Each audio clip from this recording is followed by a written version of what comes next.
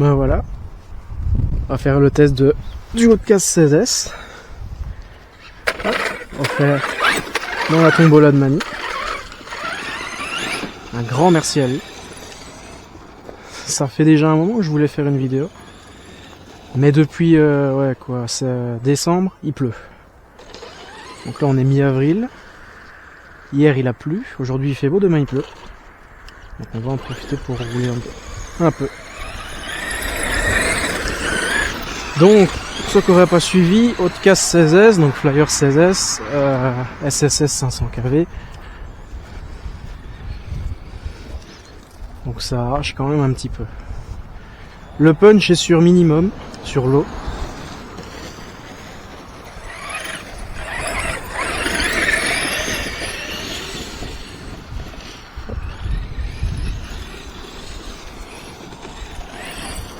Super content puisque j'ai trouvé un petit terrain sympa. Pas très loin de chez moi, donc ça c'est cool. Où il y a de la place. On va juste le parcourir ensemble parce que c'est la première fois que je viens dessus. Hop. Alors évidemment, un énorme merci à Mani pour la tombola, c'est juste super cool d'avoir l'opportunité de gagner une machine pareille. Toujours voulu en avoir une en plus de base, j'avais failli l'acheter à l'époque où le modèle RTR était passé à 650 € en promo. Mais je l'avais pas fait. Parce que même à 650 €, la machine a des défauts qu'il faut être capable d'accepter.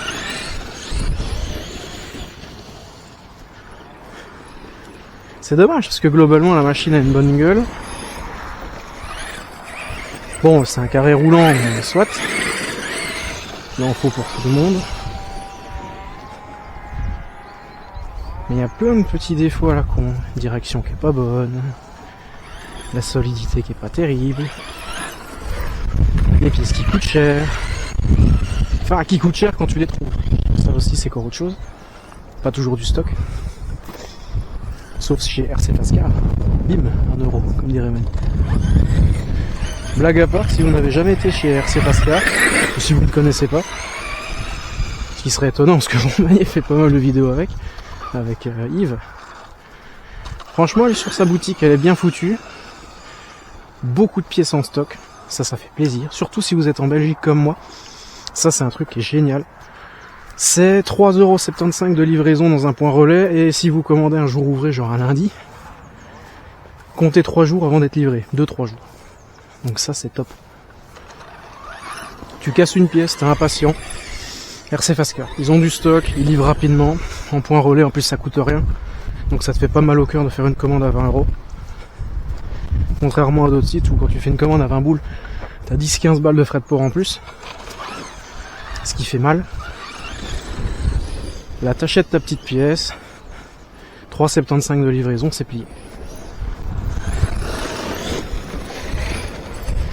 Alors évidemment, j'ai quand même roulé un petit peu avec depuis que je l'ai.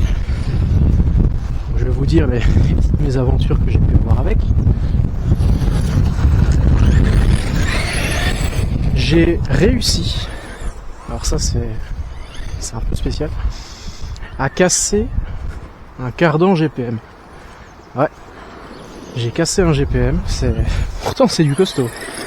Je vous mettrai sans doute une image au montage du cardan cassé pour que vous compreniez un petit peu. J'étais allé dans un autre endroit pour rouler. Et en fait... Ah ouais, le terrain est bien quand même.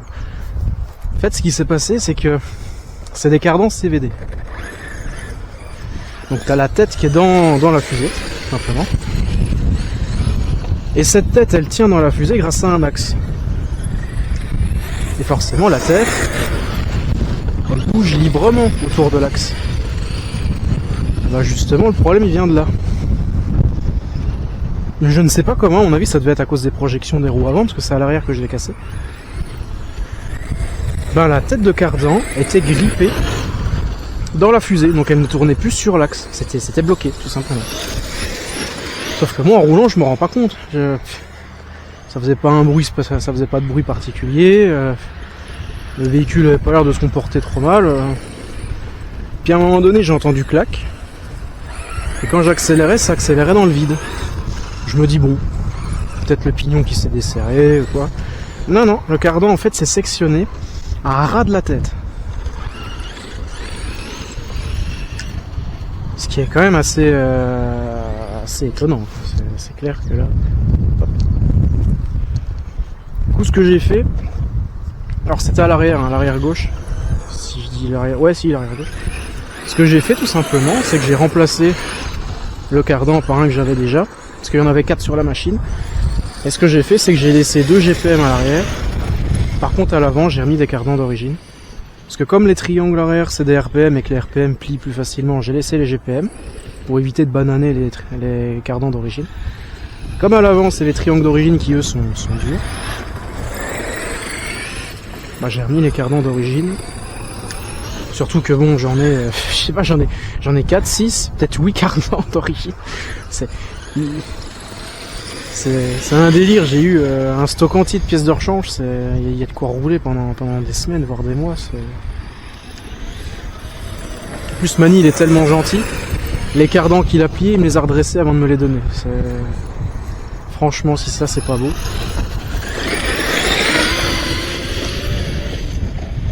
Qu'est-ce que j'ai eu d'autre comme péripéties en plus? Ah oui, à un moment donné, je conduisais devant chez moi. À ce moment-là, j'ai eu un petit souci. En fait, quand j'ai reçu la machine, j'ai eu un gros souci. Vraiment un souci que j'ai pas compris, je comprenais pas. J'avais pas la carte de prog, donc je l'ai commandé. Commandé le dongle USB. D'ailleurs, je vous expliquerai un truc aussi. La carte de prog a pas les mêmes options que le dongle, c'est un peu particulier, mais quand tu le sais pas, c'est un peu maintenant. Enfin, soit. Quand j'ai reçu la machine, alors je ne sais pas si c'est le Vario qui a déconné, pour une raison X ou Y, ou si c'est Mani qui m'a fait une farce, mais j'ai reçu le véhicule avec le punch sur hard. J'aime autant vous dire que 16S punch sur hard. En fait, c'est pas compliqué, la moindre touchette, parce qu'il y a un cogging au démarrage qui est un peu gênant. Si tu fais une touchette, il faut vraiment y aller tout doux pour que le véhicule parte tout doux.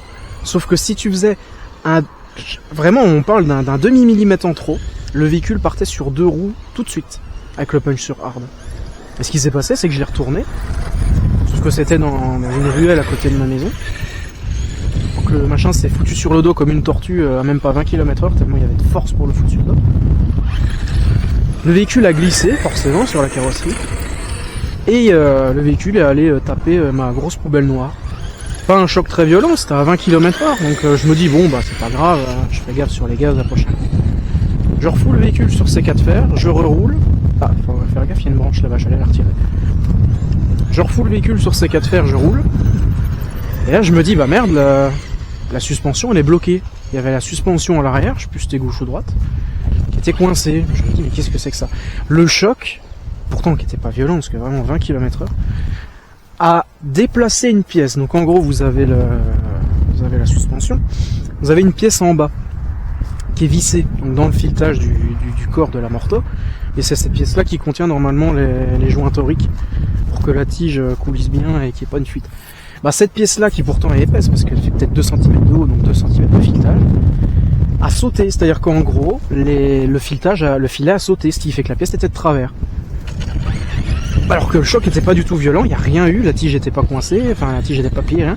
C'est juste cette pièce-là qui a sauté, le filetage a sauté. Donc du coup j'ai juste démonté, puis j'ai juste dévissé proprement en évitant d'abîmer trop, et j'ai revissé. Plus de problème. Évidemment inutile de vous dire qu'avec le punch sur hard, j'ai foutu la voiture une tonne de fois sur le toit. Je sais pas si ça se verra, mais l'aileron est un peu entamé.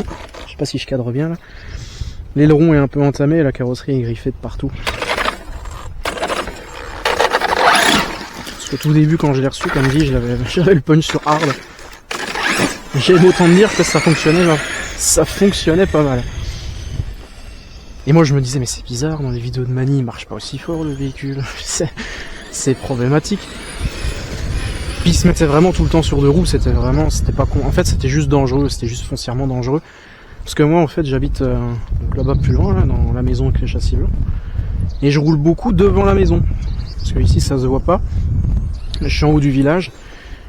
J'arrive à voir les voitures qui rentrent dans le village 500-600 mètres avant.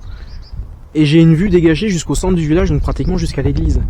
Ce qui fait que je peux rouler devant sans trop de problème. Je vois les voitures arriver bien avant. Donc je conduis un peu devant et j'en profite pour faire de la vitesse. Sauf qu'avec le punch sur hard, c'est juste dangereux. En fait, il n'y a pas d'autre mot, c'est super dangereux. Parce qu'en fait, au-delà de 60-70, si tu accélères progressivement, ça va, mais si tu fais la moindre vibration dans la manette, c'est terminé, il se retourne. Le problème, c'est que le machin, il fait plus de 15 kg facile. 15 kg lancé à 70 km/h qui se fout sur le toit et qui glisse, c'est inarrêtable. Donc tu te le prends dans les jambes, bah t'as plus de jambes. C'est vraiment dangereux. Donc au tout début, j'ai vraiment joué avec le bout du doigt. Ce qui est pas plus mal, parce qu'après, quand j'ai reçu la carte de prog et que j'ai passé sur le punch en low, bah je m'étais tellement habitué à rouler sur le bout des doigts que après ça allait un peu mieux, donc comme quoi. D'ailleurs, si vous avez un flyer et que vous avez une boîte de prog et le dongle, je ne sais plus c'est quel paramètre, mais si vous branchez le dongle, donc avec l'application, vous faites vos petits paramètres, il y a 2 paramètres que je ne connais plus le nom, mais c'est des paramètres qu'on modifie pas normalement, qui quand vous branchez la carte de prog ont un changement prédéfini, c'est-à-dire que ces 2 paramètres là, que je ne connais pas encore une fois, si vous les modifiez sur le dongle USB via votre ordinateur, si vous avez le malheur de brancher votre carte de prog va vous modifier ces paramètres là. Et du coup vous vous dites bah c'est pas grave, j'ai juste à les modifier avec la carte de prog, sauf que non, il y a 2 paramètres, ces 2 paramètres là ne sont pas modifiables. Tu peux les modifier, mais la modification ne sera jamais prise en compte.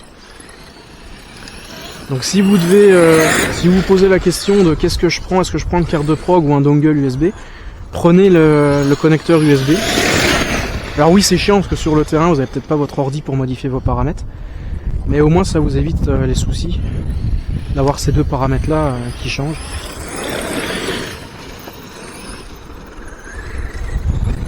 D'ailleurs un truc qui était très marrant, c'est que là dans la machine, donc comme j'ai dit il y a 16S, il n'y a pas 4 batteries Gens 5000. Là, vous allez peut-être pas me croire, mais il y a 4 8000 sensés Gens Ace, vous savez les grosses batteries jaunes là, qui ont été prévues pour rentrer dans ce véhicule là, mais ça a été prévu pour en mettre une de chaque côté, pas 2 de chaque côté. Ce qui fait qu'on a 3 kg de batterie à l'arrière, donc ça n'aidait pas non plus, ça foutait le véhicule sur les 2 roues tout de suite. Mais là on est bien. Je suis en train de réfléchir si j'ai pas eu d'autres conneries avec la machine, parce qu'en vrai... J'ai changé, c'était les ressorts à l'avant. Parce que Mani avait mis 2 ressorts totalement différents. En fait, il avait mis, au lieu de mettre les 2 mêmes à l'avant et à l'arrière, il a mis le même à l'avant gauche et à l'arrière droit, et le même à l'arrière gauche et à l'avant droit. Et il a fait un croisement en fait, ce qui fait que le véhicule penchait comme un poivreau en sortie de PMU à 3h du matin. Donc, du coup, je lui ai signalé, je lui ai dit ouais c'est bizarre, la machine elle penche. Puis il me fait bah ouais, j'ai mis un ressort, c'est pas le bon, tout ça. Donc j'en ai racheté, j'ai remis 2 ressorts neufs à l'avant, un peu plus fermes, pour éviter que le nez tape, parce que le véhicule est quand même bas.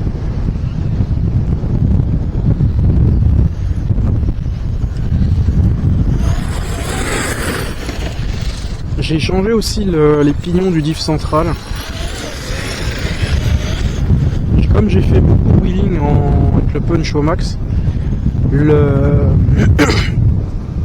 planétaire en fait qui est vers l'arrière, donc celui qui transmet la rotation au diff arrière, était à moitié bouffé, c'est-à-dire que les dents elles devraient faire peut-être 2 mm d'épais neuf, bah là les dents ne faisaient plus qu'1 mm. Ce qui fait que le diff croquait. Donc évidemment une fois n'est pas coutume, RC Fasca, j'ai commandé mon ticket de pignon avant l'euro, 3,75 de livraison mondiale relais, livré 3 jours après. C'est génial. Du coup j'ai refait le diff, là le diff est neuf, c'est pas compliqué.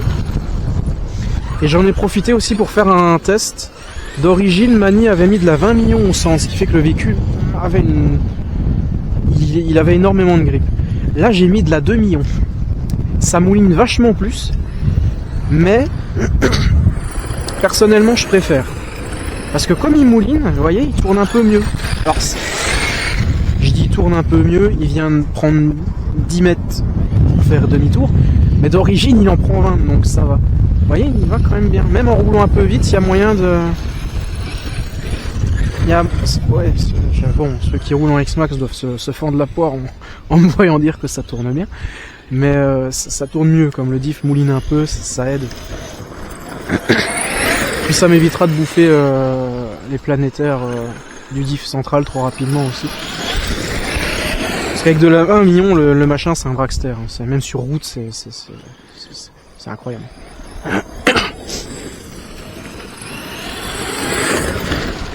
Et vraiment le fait de conduire mi-gaz et juste de temps en temps mettre 3 quarts gaz, ça c'est un style de conduite que j'adore. Tu sens que tu as de la puissance sous le pied, mais t'en fous, tu l'utilises pas. C'est juste cool de l'avoir sous le pied. Et là tu vois, t'as une belle ligne droite. Bon là il mouline. Dans l'herbe, ouais, il mouline un peu. Mais c'est pas plus mal, au moins il force pas trop.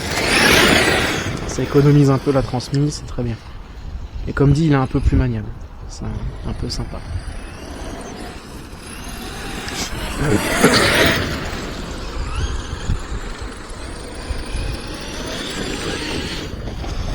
Et le Vario est pas... Pardon, le Vario est quand même assez cool à piloter. Il y a le cogging au démarrage, mais une fois que t'es lancé, ça se pilote tout seul comme un Vario traditionnel. Donc ça c'est chouette.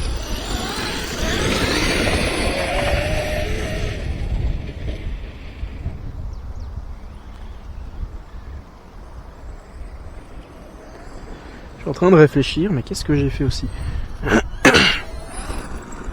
À un moment donné, mais ça je l'ai pas filmé, je suis vraiment navré.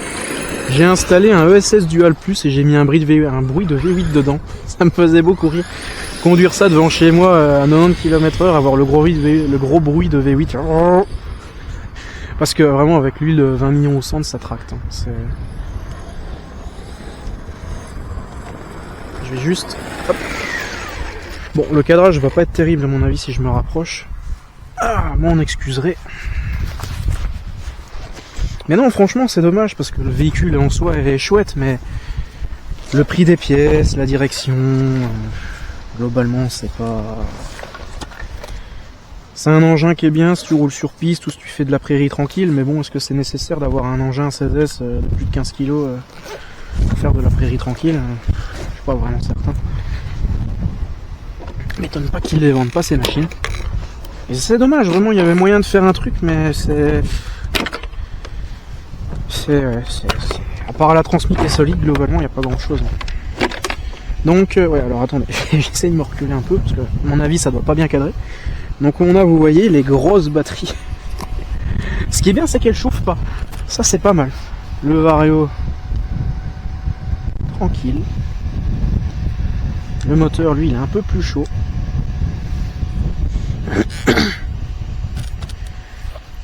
Ça va. Alors, voyons voir ce que ça raconte, si les batteries sont encore bonnes. Après, avec des 8000 qui en plus sont pas des 8000, c'est des 10 000. 3.8. Bon. Je vais rouler encore un petit peu tranquille, calmement. Hop.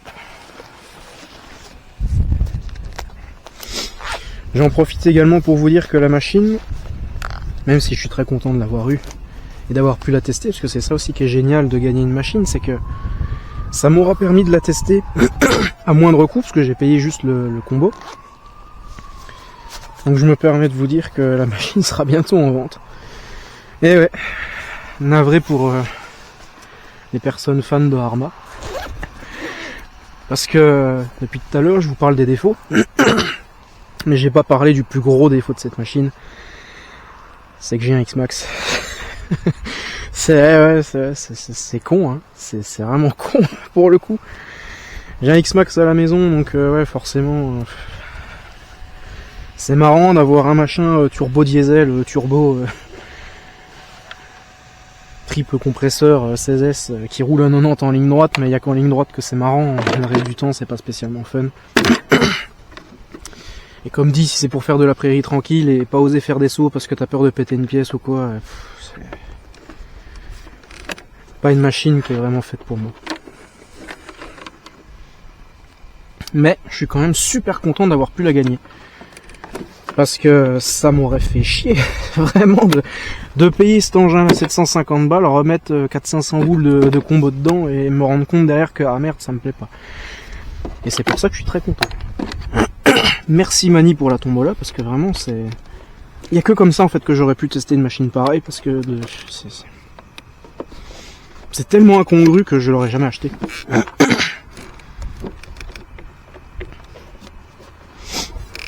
Alors, vous excitez pas hein, quand je vous dis que je vais la vendre. Hop, ça sera sans le combo, donc juste le véhicule en roller, tout simplement. Hop. Si ça vous intéresse, eh ben, faudra aller sur le forum Xmax, tout simplement. Quand Mani aura posté la vidéo sur sa chaîne, je mettrai une annonce. Pardon, excusez-moi, je suis un peu petit mal de gorge en ce moment.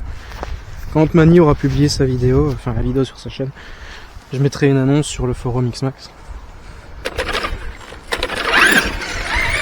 Avec des photos supplémentaires, des photos des pièces de rechange, et peut-être une deuxième petite vidéo de quelques minutes pour récapituler les trucs que j'ai cassés, ce que j'ai changé, éventuellement.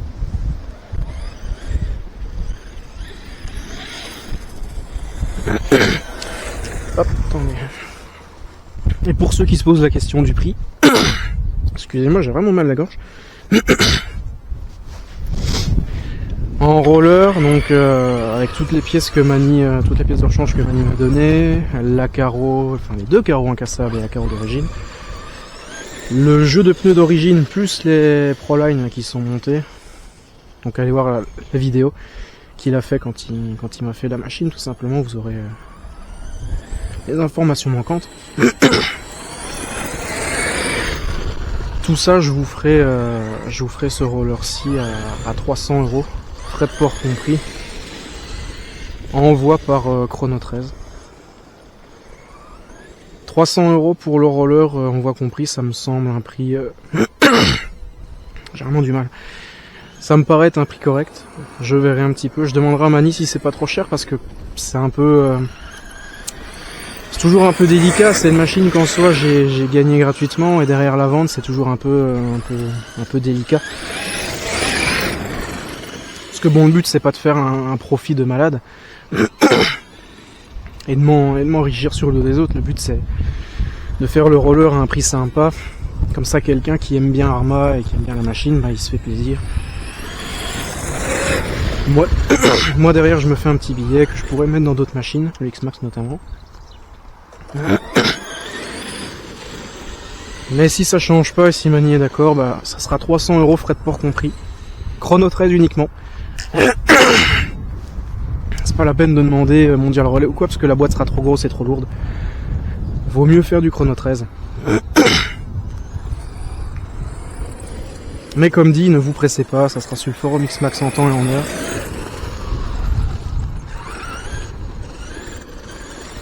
Avec des photos supplémentaires. Parce que le but c'est pas de vous arnaquer en vous revendant la machine en vous disant si elle est bien, c'est Mani qui l'a préparée, c'est super. Pour derrière vous donner une machine qui est abîmée ou quoi, donc vous aurez toutes les photos nécessaires.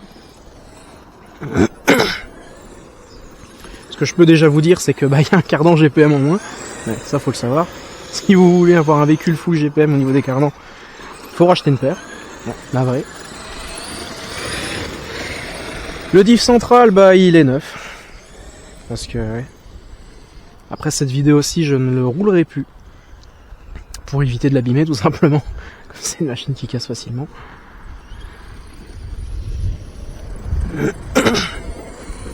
Je vous laisserai, ça j'y tiens, je vous laisserai le pignon que Mani m'a installé. C'est un pignon de 27 module 1 chinois. Je vous le laisse pour une raison très simple, c'est que si vous voulez rouler en 16S, vous mettez un moteur 500 kV, vous mettez ce pignon là, ça fonctionnera nickel. Mais surtout pour une raison très précise, c'est que Mani a trouvé vraiment un pignon qui est excellent. Le mélange de ferraille est excellent. Ce qui fait que le véhicule ne fait pas tant de bruit que ça. pour un véhicule Arma parce que comparé au X-Max, même quoique en soi, parce que c'est vrai que le bruit est pas, le pignon est vraiment silencieux, il y a pas à chier, c'est vrai que ça c'est agréable. Donc ça je vous le laisserai avec.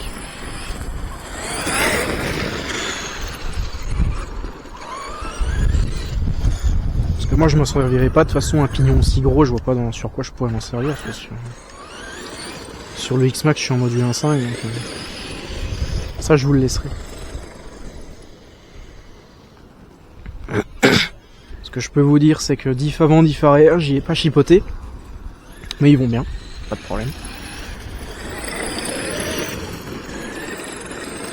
Les noix sont toutes en parfait état. Je sais pas ce qu'ils utilisent comme métal, mais les noix n'ont aucun marquage. Enfin, peut-être maintenant, il faudrait que je vérifie, à confirmer, mais les noix ont pratiquement aucun marquage. Alors qu'on roule en 16S, que le machin il fait peut-être 16-17 kg avec les batteries, c'est du délire. Vraiment, c'est...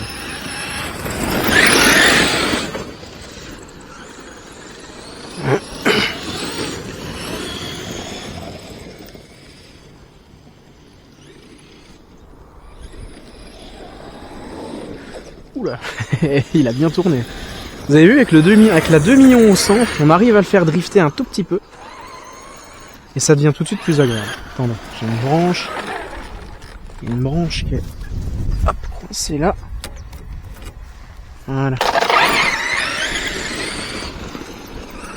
Donc comme dit, ne paniquez pas, c'est pas la peine d'essayer de contacter Mani ou quoi, tout ça.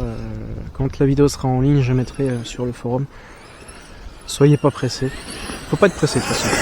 Quand on fait du modélisme, faut avoir le temps.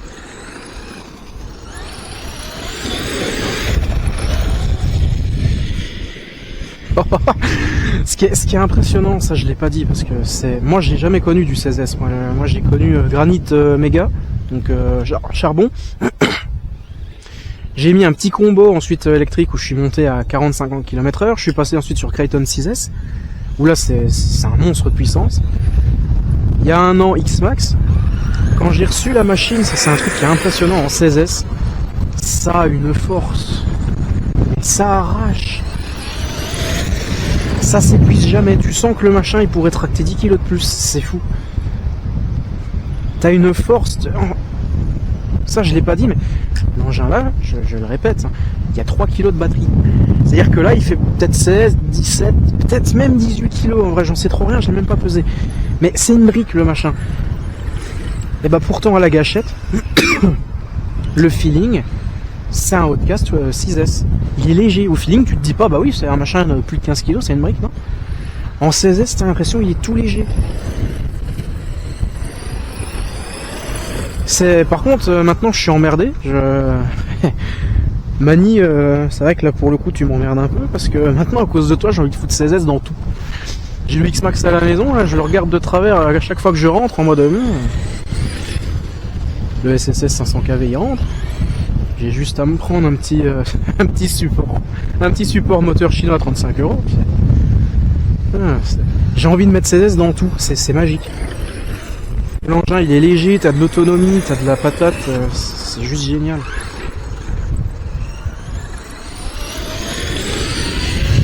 C'est inépuisable, c'est juste trop bien à conduire.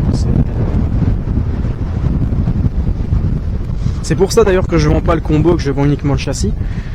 Parce que le combo je le garde, j'ai un autre projet 16S. Comme ce véhicule-ci ne me convient pas mais que j'aime bien rouler en 16, je vais me trouver un véhicule adapté à accueillir 16S. Ça va se jouer entre MCD W5, l'Audi 5T ou dans le pire des cas un DBXL en 12S. Même si en vrai je vous dis que j'hésite mais c'est faux. Ça sera l'Audi 5T. J'ai trouvé un site où on peut l'avoir en roller. rccaronline.de. Donc ça sera l'Audi 5. Qui du coup sera un peu plus performant au niveau de la direction. Parce que ça c'est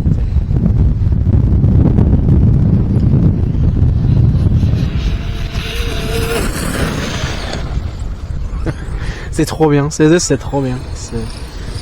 Là, vous le voyez pas, mais j'ai le sourire aux lèvres. 16S, c'est tellement bien. Oh, j'adore. Merci infiniment. Hein. Rien que pour ça, Mani, c'est... Mille merci. C'est un régal. Et ça sera encore plus, j'imagine, dans le Losi 5T. Je vous ferai une vidéo, vous inquiétez pas, parce que clairement, c'est magique.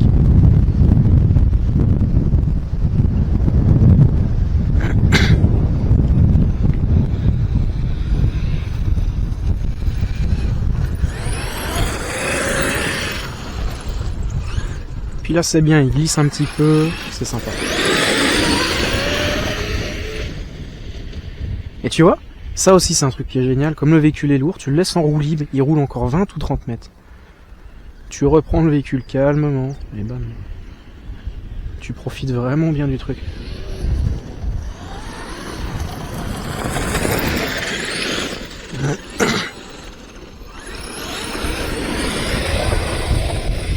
Ah ouais. Je vais vite arrêter de le conduire parce que plus je le conduis, plus je me dis ouais finalement pourquoi prendre un Losi 5 pourquoi pas garder ça? Lui au moins il est déjà réglé.